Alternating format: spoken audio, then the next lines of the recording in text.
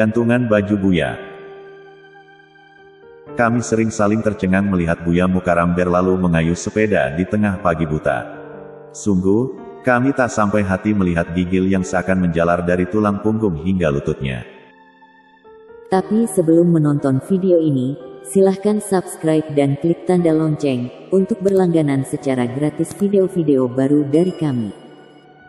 Mari kita bangun channel ini bersama-sama, dan silahkan bagikan video ini untuk teman-teman Anda yang lain. Terima kasih.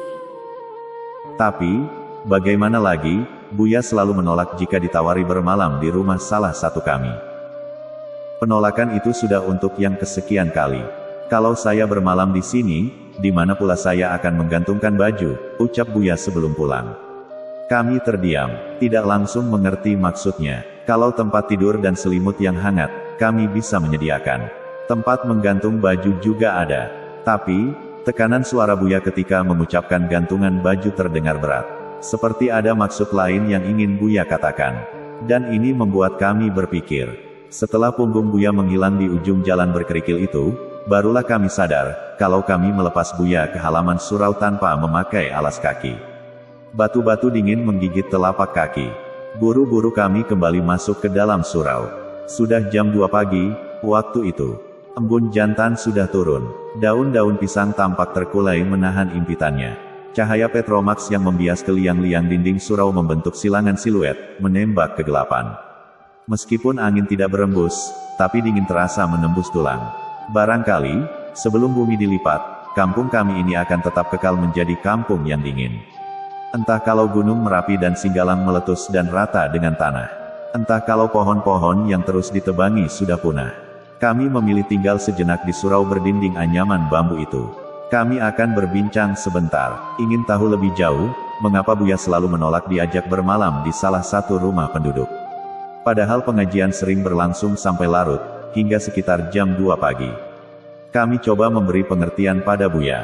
Kalau ia tetap pulang, berarti Buya akan sampai di rumahnya sekitar jam 4. Sebab, kami tahu, Buya hanya memenuhi panggilan ceramah ke kampung-kampung, yang bisa ditempuh paling lama 2 jam perjalanan dengan sepeda. Kalau lewat dari itu, Buya tidak berkenan. Buya pernah menjelaskan pada kami, kalau dirinya punya jadwal ceramah setiap hari di tempat yang berjarak tempuh rata-rata 2 jam dengan sepeda. Kalau jarak tempuhnya lebih dari 2 jam, ia enggan menerima tawaran mengisi pengajian. Sebab, ia selalu berangkat dari rumahnya setelah asar, sekitar jam 4 sore. Kalau jarak tempuh dengan sepeda adalah 2 jam, berarti Buya akan sampai di tempat ceramah sekitar jam 6. Jadi, tidak terlalu buru-buru. Buya bisa melakukan salat sunat dulu sebelum maghrib datang. Hati kami rusuh, membayangkan Buya mengayuh sepeda di dini hari selama kurang lebih 2 jam. Sesampainya di rumah, tidak mungkin pula Buya langsung istirahat. Istirahatnya paling setelah salat subuh. Di usia yang sudah melewati 60 tahun, kami khawatir, kekurangan istirahat akan mengganggu kesehatan Buya. Satu hal lagi, yang sulit kami cerna dengan cepat adalah, alasan Buya ketika menolak diajak bermalam selalu sama. Soal tempat tidur dan makan minum, sebetulnya tidak bermasalah bagi kami. Rata-rata, kami penduduk di sini, adalah petani padi dan banyak pula yang punya tambak ikan. Intinya, tidak perlulah Buya khawatir soal makan minum. Kami paham dan bersedia menyediakan semua itu untuk Buya. Hal yang kurang bisa kami pahami, alasan Buya yang selalu sama, kalau dirinya bermalam di kampung kami, di mana pula ia akan menggantungkan baju. Safar, salah seorang di antara kami para jamaah, pernah meyakinkan Buya soal gantungan baju itu. Buya tidak usah khawatir dengan tempat menggantungkan baju. Di rumah kemenakan saya, banyak gantungan baju. Dia punya toko pakaian di Pekan Selasa. Menanggapi penjelasan Safar, waktu itu, Buya hanya menggeleng disertai segaris senyum yang datar. Seakan mempertegas kalau penjelasan Safar tidak sesuai dengan yang dia maksud. Tidak apa-apa, saya juga penerima upah seperti kalian. Pergi sore, pulangnya pagi, sudah biasa buat saya. Tak usah merusuhkan hal itu. Sudah ya, saya pulang dulu. Lalu Buya akan mengayuh sepedanya menyusuri jalan berbatu meninggalkan surau. Meninggalkan kami yang sering bingung memahami maksud Buya. Pagi makin dingin. Surau seakan dibungkus embun. Saya, Das Safar, Mak Kawi, dan Uncur Rustam masih saja saling tatap. Saya menduga Buya hanya tidak ingin merepotkan kita. Uncu Rustam memulai pembicaraan. Kita juga harus berpikir sebaliknya. Jangan-jangan justru kita yang merepotkan Buya. Mana ada orang yang setulus dia menemui kita setiap minggu untuk memberi makanan pada rohani kita. Makawi menanggapi, benar juga, tim sukses para calon gubernur itu datang menemui kita hanya pada musim pemilihan kepala daerah saja. Dengan wajah yang diramah-ramahkan, mereka juga menyuruh kita berkumpul di surau, dan kita akan dilambungkan dengan janji akan memasukkan listrik ke rumah-rumah, dan juga ke surau kita ini. Kalau Buya, sejak saya masih belum sunat, beliau juga sudah menjadi guru kita di sini. Dasafar seperti tak tahan ingin mengeluhkan perasaannya. Itulah masalahnya, Buya sejak dulu sudah sangat berjasa pada kita. Balasan dari kita apa? Sekalipun setiap selesai ceramah kita memberinya amplop berisi Rp50.000, sampai di mana guna uang sebanyak itu sekarang? Uncu Rustam menimpali, kita kan sudah tahu, yang dicemaskan Buya cuma tempat menggantung baju. Apa susahnya bagi kita mencarikan tempat menggantungkan baju buat Buya? Saya coba mengarahkan pembicaraan ke soal tempat gantungan baju untuk Buya. Kamu jangan tersinggung, Salman, balas Dasafar sambil menyentuh lutut saya. Kamu termuda di sini. Di antara kita, yang sekolah sampai tamat SMA, juga cuma kamu. Satu lagi, yang pandai dan sering tulis baca juga kamu. Yang dekat dengan calon-calon gubernur itu juga kamu. Apalagi tahun depan kamu rencananya akan kuliah ke kota provinsi. Tapi, sama saja dengan nol. Kamu juga tidak bisa menjelaskan pada kami apa maksud gantungan baju yang disampaikan Buya itu. Menurut saya, barangkali Buya ingin punya rumah di kampung kita ini, ucap saya setelah agak lama terdiam. Punya rumah. Buya ingin dibuatkan rumah. Potong Kawi. Bukan dibuatkan rumah. Buya ingin punya orang rumah di sini. Punya istri maksudmu, Sal. Kalau kamu benar, Sal, siapa kira-kira yang bisa jadi istri Buya di kampung kita ini? Ya.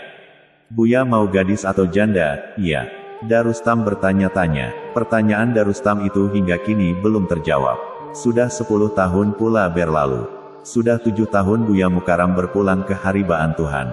Sudah 3 tahun pula saya tidak pulang ke kampung dingin itu. Sejak calon gubernur yang saya bantu mencari suara dinyatakan menang, saya dihadiahi beasiswa untuk kuliah. Tamat kuliah, saya dilatih pula menjadi staf ahlinya. Setelah itu, sebelum saya melanjutkan kuliah lagi, gubernur saya dipilih jadi menteri. Maaf, saya segan mengatakan kementeriannya. Inilah sebab mengapa saya tidak bisa pulang selama kurang lebih 3 tahun belakangan. Kemarin siang, saya diajak Pak Menteri berkunjung ke salah satu provinsi paling jauh dari ibu kota negeri ini. Maaf, saya juga segan menyebut nama provinsi itu. Katanya, beliau diundang memberi sambutan sekaligus meresmikan sebuah universitas. Setelah acara selesai, saya ikut rombongan Pak Menteri beramah tamah dengan penduduk hingga sore menjelang. Sebelum hari benar-benar gelap, salah seorang staf protokoler memanggil saya. Ia menerangkan perihal Pak Menteri yang akan menginap di kota itu, dan atasannya menyuruh dia menemui saya. Setengah berbisik ia mendekatkan kepalanya ke kepala saya. Demi kelancaran malam nanti, atasan saya meminta Bapak menghubungi saya di nomor ini. Ia serahkan kartu namanya. Kelancaran, maksud, saudara, kami punya hadiah untuk Bapak. Hubungi saja saya nanti. Saya senang bila nanti saya bisa membantu Bapak menyangkutkan baju. Saya tak sempat menanggapinya, sebelum ia kemudian berlalu dan hilang di sela orang yang lalu lalang di lobi hotel, tempat saya akan menginap. Ingatan saya tiba-tiba memajang wajah letih almarhum Buya Mukaram. Terbayang gigil yang menjalar dari tulang punggung hingga lututnya, ketika mengayuh sepeda di pagi buta. Adakah gerangan hubungan gantungan baju Buya dengan hadiah yang dimaksud staf itu tadi? Dada saya berdebar-debar, bahkan setelah mandi dan makan malam, saya masih dikuasai debar tak menentu. Saya tersentak oleh nada dering SMS masuk. Sebuah pesan dari staf protokoler tadi sore, mendoakan saya agar bisa menikmati istirahat. Hadiah dari atasannya akan segera sampai. Sudah lewat jam 10 malam. Sudah lama rupanya saya termangu sendiri dalam kamar hotel. Beberapa menit berikutnya terdengar ketukan pintu. Dada saya semakin berdebar-debar. Jika kalian suka dengan video ini, silahkan berikan jempol ke atas, dan jika kalian menganggap video ini bermanfaat, silahkan bagikan ke teman-teman yang lain. Jangan lupa untuk subscribe di channel ini. Terima kasih sudah menonton. you.